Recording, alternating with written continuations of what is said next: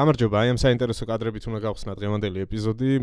ეს არის რუსების შეტევა პოკროვსკთან ახლოს გუშინ დილით გამთენიისას 11 ნოემბერს დილით გადაღებული კადრები არის. თავად რუსი ჯარისკაცი იღებს ტელეფონით, როგორც ხედავთ. მოგვიანებით ზუსტად გაჩვენებთ რუკაზე სად ხდებოდა ამბავი, ლოკაციაზე არსებობს ზუსტი ინფორმაცია და ასევე მოგიყვებით თუ როგორ განვითარდა ეს კონკრეტული შეტევა. მანამდე დავაკვირდეთ უშუალოდ კადრებს და ავხსნათ თუ რატომ არის ეს ყველაფერი საინტერესო და განსხვავებული. ესე იგი, როგორც ხედავთ, არის საკმაოდ ძლიერი ნისლი და სწორედ ამის გათვალისწინებით, რუსმა მეთაურებმა გადაწყვიტეს, რომ ეს იყო ძალიან კარგი შანსი, რომ გაეძვრინათ ესეთი დიდი ჯგუფი. ზოგადად პოკროვსკში ისეთი სიტუაცია არის, რომ ცას აკონტროლებენ დრონები ორივე მხრიდან პრინციპში და ამიტომ ასეთი დიდი ჯგუფებით გადაადგილება კოლონებით ფიზიკურად შეუძლებელი არის, ეს ნიშნავს 100%-ით განადგურებას. ამ შემთხვევაში კი ნისლის გათვალისწინებით იყო დაბალი ხილვადობა, შესაბამისად არსებობდა დაბალი რისკი, რომ დრონების ოპერატორებს ემუშავათ და გაენადგურებინათ ეს კონკრეტული კოლონა და სწორედ ამიტომ დაძრეს ესეთი Mad Max-ის სტილით, ისაც ეს ფილმი ნანახი გაქვთ, მიმიხვდებით, რასაც გულისხმობ, ესე იგი, მოტოციკლები, ნივები, ეს გადაკეთებული ვილისები, უაზები, რაღაც სხვა რაღაც ფურგონიც ჩანდა, გამოჩნდება ეხლა ცოტა ხანში ხო აი ამაზე ვსაუბრობ.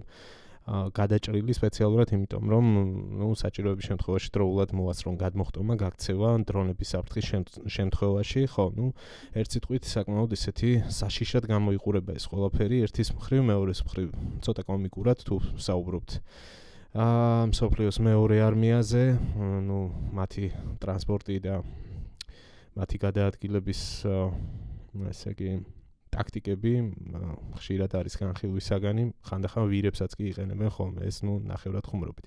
მოკლედ, ასე წავიდა ეს შეტევა და პრინციპში ბევრმა შეიძლება იფიქროს, რომ რაღაც კატასტროფა მოხდა, მაგრამ ასე არ არის, როგორც აღმოჩნდა მოგვიანებით და აქ არის ეს კადრები, რომელიც სწორედ ამას ასახავს, უკრაინელებმა საბოლოოდ ეს კოლონა გაანადგურეს. იყო ინფორმაცია, რომ გარკვეულ მცირე რაოდენობას გაუმართლა, ალბათ ვინც პირველ რიგებში მიდიოდა და მოახერხეს დასახლებულ პუნქტამდე მიღწევა, თუმცა ძირითადი ნაწილი აი ამ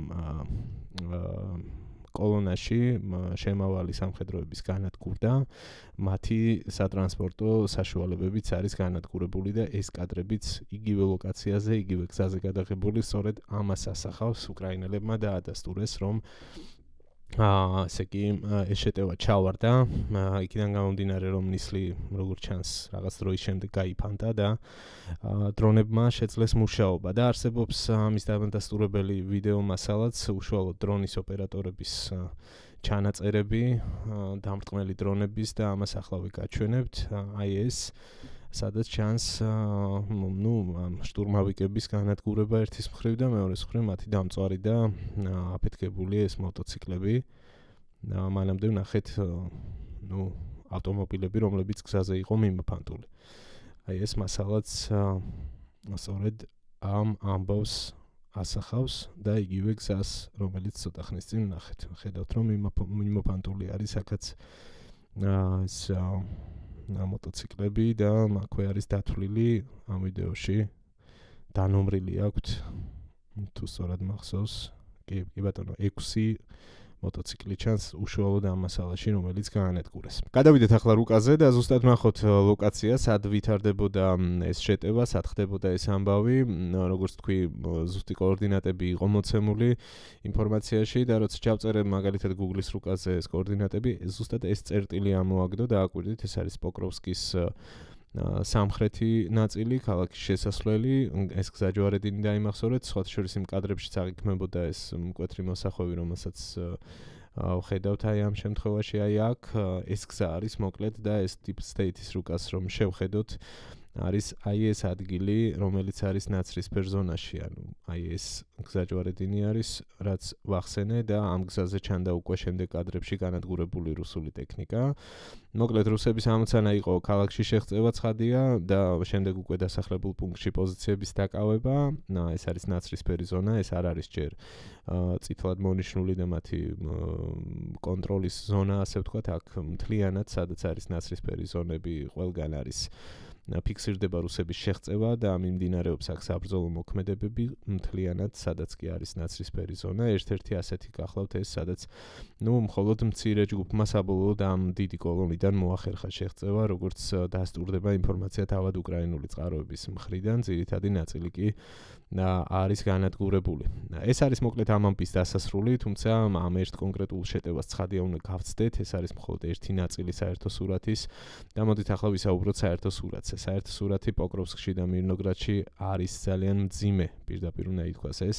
ამაზე ვსაუბრობდი მათ შორის მე ჩემს წინა ვიდეოში, რომელიც 3 დღის წინ ავტვირთე და სიტუაცია დადებითისკენ ნამდვილად არაფრით არ შეცვლილა. ერთადერთი პოზიტიური, თუ შეიძლება ასე ჩავთვალოთ, არის ის, რომ ბოლო 3-4 დღის განმავლობაში ნაცრისფერი ზონა და წითელი ზონა უშუალოდ აი ამ სივრცეში, რომელიც არის გასასვლელი, ასე ვთქვათ, და ახლა არის ყველაზე მნიშვნელოვანი სწორედ აი ამ გასასვლელის დაცვა უკრაინელებისთვის, აქ არ არის მომატებული რუსების კონტროლის ზონა. მოდი რომ გაჩვენოთ ახლა მე თქვენ რუკაზე, ეს არის 11 ნოემბრის განახლება და რომ გადავიდეთ უკან, აი დღეების მიხედვით 10, 9, 8, 7, 6, 5 ხო, აი ამ დღეების განმავლობაში, მოკლედ ამ დერეფანში დიდად არაფერი არ შეცვლილა, აქ არის მცირე ცვლილება ნაცრისფერი ზონის,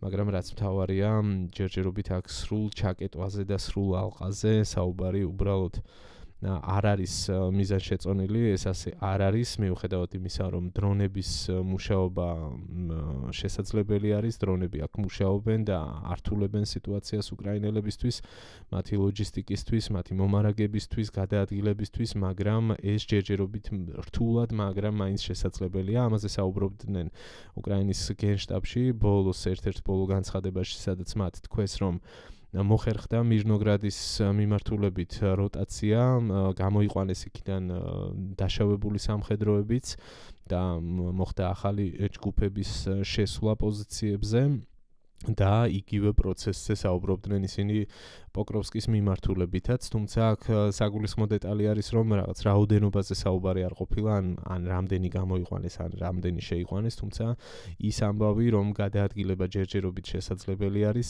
შეგვიძლია რომ გარკვეულწილად პოზიტიურ ამბად მივიჩნიოთ, თუმცა კიდევ ერთხელ უნდა გავიმეოროთ, რომ აქ არაფერი გარანტირებული არ არის და მათ შორის არც ის არის გარანტირებული, რომ კიდევ ახალი მცდელობების შემთხვევაში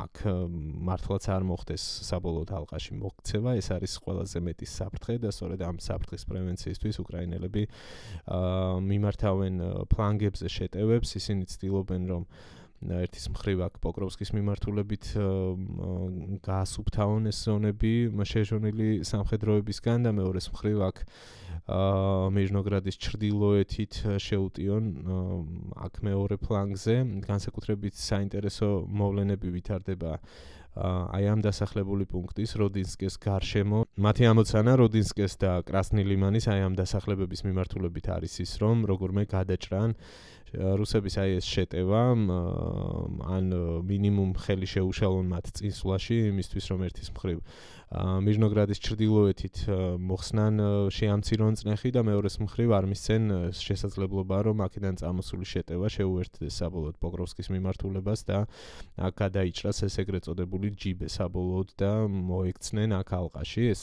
გასაგები მიზანი არის, თუმცა მთავარი ამბავი აქ საინტერესო ის არის, რაში მდგომარეობს საბოლოოდ უკრაინის შეიარაღებული ძალების მიზანი ამ დროისთვის, რა არის მათი საბოლოო გათვლა.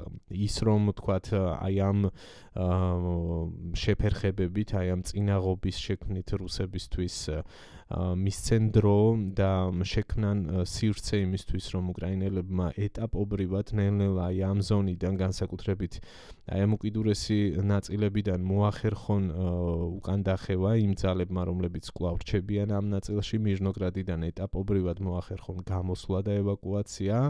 თუ თქვათ მათი ამოცანა არის ის, რომ იბრძოლონ ამ დასახლებული პუნქტების, ამ ქალაქების შენარჩუნებაზე და სწორედ ამაზე აკეთებენ გათვლას. ამაზე საუბარი ცხადია, რთულია. ჩვენ ამაზე მხოლოდ შეგვიძლია რაღაც დაშვებები გავაკეთოთ, თუმცა ხო, როგორც სირსკიმ თქვა, ნებისმიერი სიტუაციისთვის არსებობს გეგმა B-ც და არსებობს გეგმა C-ც. როცა ამ განცხადებას ვკითხულობდი, ალბათ ბევრ თქვენგანსაც შესაძლოა ასეთი შტაბ-ჭრილება დარჩეს, რომ გეგმა B-ში და გეგმა C-ში რომელიმე მათგანში ის აუცილებლად გულისხმობს ალბათ აქედან უკან დახევას და ეტაპობრივად ძალების უკან გამოყვანას. ეს არის ძალიან ლოგიკური იმის გათვალისწინებით, რომ აქ წნეხი მხოლოდ და მხოლოდ იზრდება. თუმცა წინა ვიდეოშიც ვამბობდი, რომ ჯერჯერობით ვიდრე ფაქტი არ დამდგარა, ვერ ვიტყვით გადაჭრით, რომ პოკროვსკი და მირნოგრადი დაკარგულია, მიუხედავად ძალიან მაღალი ალბათობისა, რომ ასე მოხდეს. ჯერჯერობით სურათი არის ის, რასაც ვხედავთ. აი ეს არის საკმაოდ დიდი წინსვლა სხვადასხვა მიმართულებებიდან რუსების მიერ, თუმცა ალყა არ არის შეკრული და დაველოდოთ მოკლედ რა მოხდება მომდევნო დღეებში, მომდევნო კვირების განმავლობაში. ეს ყველაფერი გადაწყვეტს საბოლოოდ პოკროვსკის და მირნოგრადის ბედს. დიდი ალბათობით ეს არის უკვე რაღაც კულმინაციური ეტაპი პოკროვსკისთვის ბრძოლის, რომელიც უკვე მიმდინარეობს 1 წელზე მეტია და აქ ძალიან დიდი რესურსი დახარჯა რუსეთის საოკუპაციო არმიამ. ათასობით ჯარისკაცი შესწირეს პოკროვსკს, რომ აღარაფერი ვთქვათ ტექნიკის უზარმაზარ დანაკარგებს. გადავიდეთ ახლა სხვა მიმართულებებზე და პოკროვსკი მირნოგრადის გარდა სხვაგანაც გაჩვენებთ ფრონტის ხაზზე რა ცვლილებებია ბოლო დღეების განმავლობაში. ესე იგი, სიახლეები გვაქვს კონსტანტინივკის მიმართულებით, სადაც რუსები ასევე ცდილობენ წნეხის გაზრდას. ეს 11 ნოემბრის მონაცემია და ერთი დღით ადრე ასეთი სურათი იყო აი აქ. 10 ნოემბერს ასე იყო, 11-ში ასეთი სურათი გვაქვს, გაიზარდა წითელი დაფარვაც და გაიზარდა ნაცრისფერი ზონაც. ხო, აქ რა არის საგულისხმო, რომ ამ ტბის გათვალისწინებით თუ უკრაინელ სამხედროებს მოუწევთ პოზიციების დათმობა და უკან დახევა, სახიფათო იქნება, იმიტომ რომ ეს ბუნებრივი ბარიერია და რისკებს ზრდის მათთვის. მთლიანობაში რაც შეიძლება ითქვას კონსტანტინივკის შესახებ, აქ ხო, ბოლო პერიოდში წნეხი იზრდება, ეს ქალაქიც იბომბება და იმ შემთხვევაში თუ საბოლოოდ ისევ პოკროვსკს დაუბრუნდები ამ ამოცანას შეასრულებენ რუსები და დაიკავებენ ამ ტერიტორიას, ისინი შეეცდებიან და ეს არის გაცხადებული ამოცანა, მათ სურთ დონეცკის სრულად დაკავება, როგორც სამხედრო დონეზე, სამხედრო მაღალჩინოსნების მხრიდან, ასევე პოლიტიკური ხელმძღვანელობის მხრიდან. ამაზე არაერთხელ თქმულა, თავად პუტინიც ითხოვდა გემახსოვრებათ, როდესაც ტრამპთან იყო ეს მოლაპარაკებების მცდელობები, რომ ერთ-ერთ პირობად ითხოვდა დონეცკის სრულად ჩაბარებას უკრაინული მხარის მიერ და შემდეგ უკვე სხვა პირობები განვიხილოთო, რაზეც უარი მიიღო, იქიდან გამომდინარე, რაც ბევრჯერ მithქვამს პრინციპში, რომ დონეცკი არის საკვანძო. შემდეგ უკვე თუ დონეცკს დაიკავებს რუსეთი, გზა გაიხსნება ძალიან მარტივად სხვა მიმართულებებით, ხარკოვი, დნეპროპეტროვსკი, ზაპოროჟიას შემდეგ. ეს არის ყველაზე მყარად დაცული და კარგად გამაგრებული ზონა უკრაინელების მხრიდან და ამის დათმობა ცხადია მათ არანაირად ხელს არ აძლევთ და არც განიხილავენ ამას. ხო, და რა იქნება შემდეგი ამ ლოგიკით, შემდეგი ნაბიჯები რუსეთის მხრიდან პოკროვსკის დაკავების შემთხვევაში დიდი ალბათობით ისინი ეცდებიან ისევ დობროპილიას მიმართულებით კარღვევის ხელახლა წამოწყებას და კონსტანტინივკა იქნება ერთ-ერთი პირველი ამოცანა, თუ გავითვალისწინებთ ამ ბოლო მოქმედებებს, აქაც აქტიურ წნეხს, რომელსაც ცდილობენ, ეს ქალაქი იბომბება და ცდილობენ წინსვლას, როგორც ხედავთ და ამას მეტყველებს სწორედ ეს ბოლო დღეების განმავლობაში მომხდარი ცვლილებებიც. აი აქაც დააკვირდით ხო, გარდა სამხრეთის, რასაც ხედავთ, აი აქ კონსტანტინოვკას ჩრდილოეთითაც ხედავთ ცვლილებებს, აი ამ ნაწილს თუ დააკვირდებით, ეს გამოჩნდება ახლა, ხო, ისინი ცდილობენ, რომ არაერთი მიმართულებიდან ამ ქალაქს შეუტიონ და ალბათ უკვე მომავალი წლის დასაწყისიდან ეს გახდება ერთ-ერთი აქტიური მიმართულება. ვნახოთ როგორ წავა პროცესი, რამდენად მოახერხებენ უკრაინელები თავდაცვითი ხაზის შენარჩუნებას და მოწინააღმდეგისთვის აქ წინააღმდეგობის გაწევას. ძალიან სახიფათოდ მიიწევენ ასევე წინ რუსები ზაპოროჟიეს მიმართულებით, კერძოდ აი ამ ზონაში, სადაც მთელი ზაფხულის განმავლობაში პრინციპში მათ ჰქონდათ უწყვეტი წინსვლა. ყოველ დღე პატარ-პატარა წითელი ზონები, წითელი მონიშნები ჩნდებოდა აქ და ასე გრძელდება დღემდე. მაგალითად, ბოლო ერთი დღის განმავლობაში, რაც შეიცვალა, აგერ 11 და 10 რიცხვს შორის, ასეთი სურათი გვაქვს 10 ნოემბერი და 11 ნოემბერი. აი აქ უზარმაზარი ახალი მიმართულება გაჩნდა შეტევის და საკმაოდ დიდი გაქცევა აი ამ გზაზე და გაიზარდა ასევე ნაცრისფერი ზონა, როგორც ხედავთ, ხო?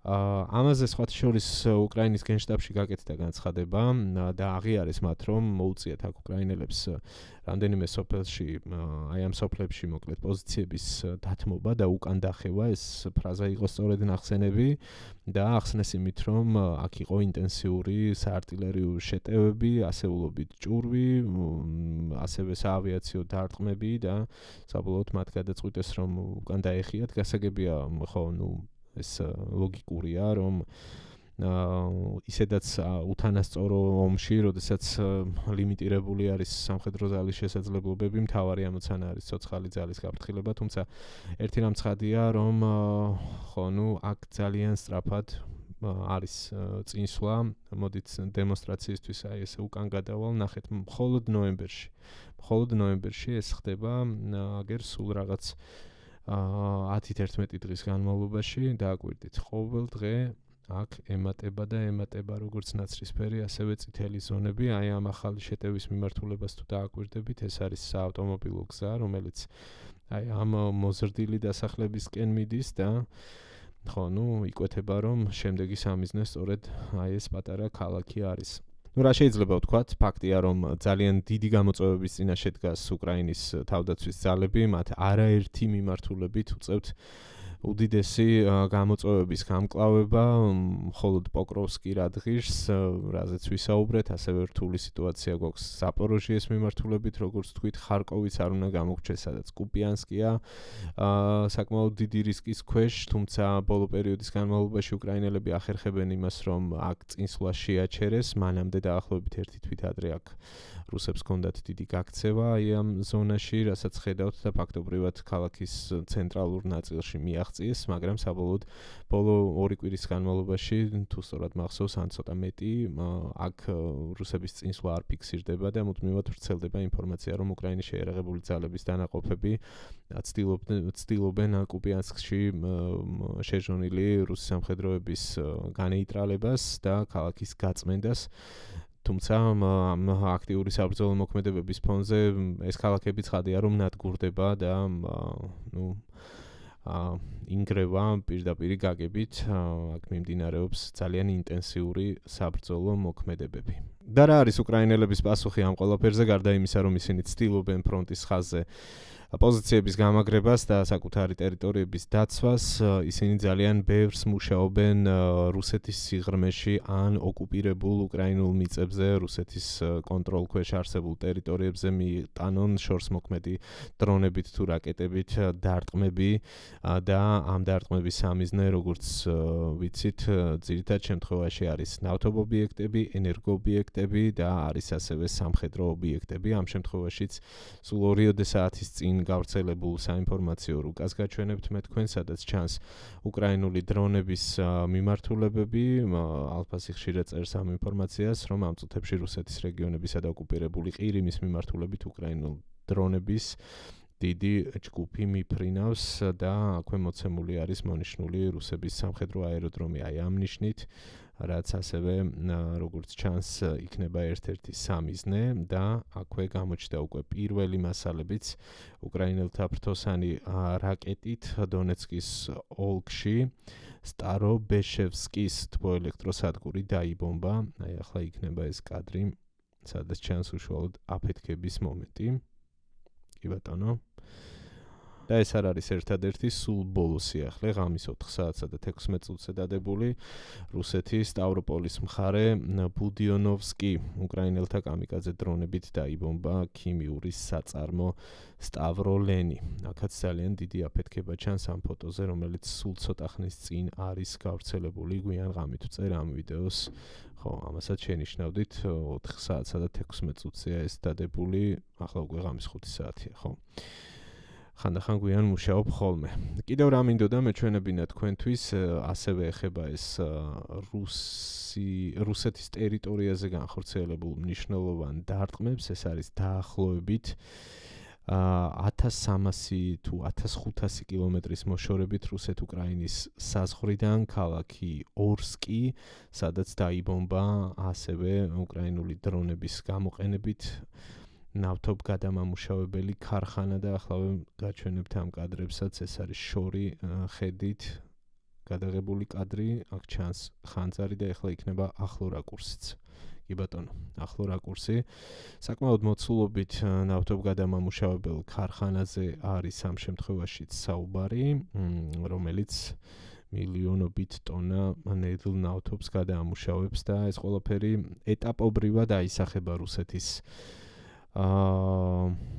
ომის ბიუჯეტზე ცხადია, მათ საექსპორტო პოტენციალზე, მათი ნავთობგადამამუშავებელი ქარხნების მუშაობის მოცულობაზე, ბოლო ცნობებით 20-დან 25%-მდე წლიური გადამუშავების არის დანაკლისი უკვე.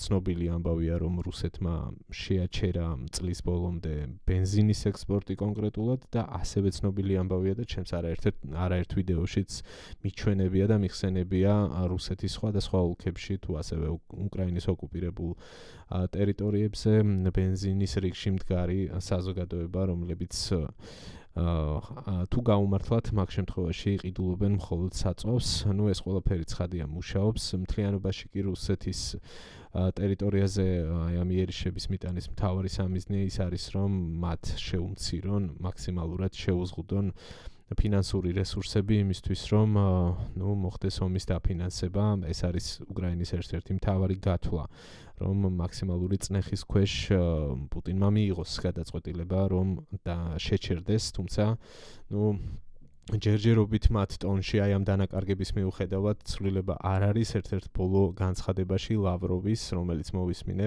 თუ არ ვცდები გუშინდელი იყო ეს მასალა, ლავროვი ისევ და ისევ საუბრობდა ძირეულ მიზეზებზე ამ კონფლიქტის, ისევ ამბობდა იმას, რომ დენაციფიკაცია უნდა მოხდეს უკრაინის, დემილიტარიზაცია უნდა მოხდეს და ამ შემთხვევაში ჩაითვლება შესრულებულად ეგრეთ წოდებული სპეციალური სამხედრო ოპერაციის მიზნები. ფაქტია, რომ არანაირ სამშვიდობო მოლაპარაკებებს არ აპირებს პუტინი, არც ამ ომის გაჩერებას აპირებს, ეს ომი მიდის ბოლომდე გამოფიტვაზე და ობიექტურობისთვის უნდა ითქვას, რომ ძალიან დიდი წნეხის ქვეშ არის არა მხოლოდ რუსეთის ენერგოსისტემა, არამედ უკრაინის ენერგოსისტემაც დღეარგავა ისე, რომ არ დაიბომბოს უკრაინაში ენერგოობიექტები, რომელიც მუშაობს იმისთვის, რომ მოქალაქეებს კონდეთ ელექტროენერგია, კონდეთ გათბობა, ეს ყველაფერი ახალი არ არის, ყოველ ზამთარს ხდება ასე, უკრაინის სამოქალაქო ინფრასტრუქტურა არის დარტყმების სამიზნე რუსეთის მხრიდან, არც ეს ზამთარი არ არის გამონაკლისი და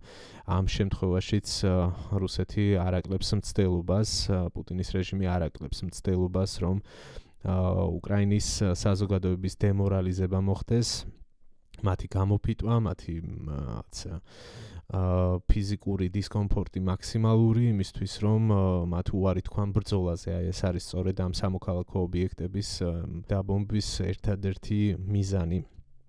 და ხო ძალიან უჭირს ამ მხრივ უკრაინას, ესაც ფაქტია და ძალიან დიდი რესურსები ჭირდებათ მათ იმისთვის, რომ გაუმკლავდნენ ზამთარს, ძალიან დიდი მოთმინება პირველ რიგში და რაც მთავარია, ჭირდებათ ფინანსები, ჭირდებათ დახმარება პარტნიორების მხრიდან. რადგან ფინანსები და დახმარება ვახსენე, ბოლოს დავამთავრებ პოზიტიური ამბით, რომელიც 2-3 დღის წინ გავრცელდა და ეს ეხება გაყინული რუსული აქტივების გამოყენებას უკრაინის სასარგებლოდ. ეს არის ძალიან დიდი თემა, რომელზეც დიდი ხანია მიმდინარეობს მსჯელობა.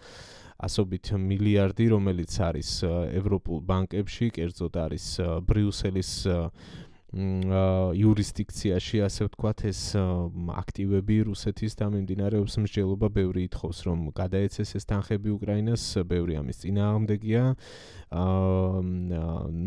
თავად ბრიუსელი ყოყმანობს იმის გათვალისწინებით, რომ შემდგომში უკვე ხედავენ ისინი რისკებს დავების წარმოშობის შემთხვევაში რუსეთთან, მაგრამ აი ამ რისკების გადაზღვევის მიზნით